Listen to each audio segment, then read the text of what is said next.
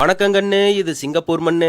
என்னதான் குழம்பு வச்சாலும் எண்ணெய் கத்திரிக்காய் குழம்பு மாதிரி வராது. எங்க அம்மா இதை அட்டகாசமா வைக்கி. மோ, எண்ணெய் கத்திரிக்காய் குழம்பு நீ வைக்கிற மாதிரி வச்சு அசத்த போற.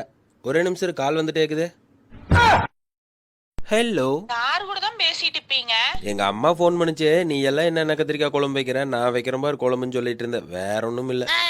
மத்தளத்திற்கு ரெண்டு பக்கமும் அடி என்பதை போல இருக்கிறது என்னுடைய நிலைமை. நாளா கீரி போட்டு எண்ணெயில வதங்குற கத்திரிக்காய் மாதிரி இருக்கிற கணவர்களுக்கு தான் தெரியும் ஜல்லிக்கட்டுல மாடு பிடிக்கிறது பெருசா இல்ல சண்டைக்கட்டையில விளக்கி விடுறது பெருசான்னு. யாரையும் சொல்லியப்பா, பொதுவா சொன்னேன். கண்ணு, இந்த கல்யாண வாழ்க்கைங்கிறது ஒரு பரமபதம் விளையாட்டாட்டா 5, 6, 12 ஏணிப்படியில் ஏறி போயிட்டு இருக்கிற மாதிரி தான் இருக்கு. மடார்னு ஒரு தாயம் உளுந்து பாம்பு கடி வாங்கி சடார்னு கீழே வந்துருவோம். பொழுதா வரைக்கும் உழுகாத தாயோ பொசுக்குன்னு உளுந்துரு. என்னத்த சொல்ல. இங்க பாருங்க, வாழ்க்கைன்னா சில அடிகள் விழத்தா தெரியாப்பா.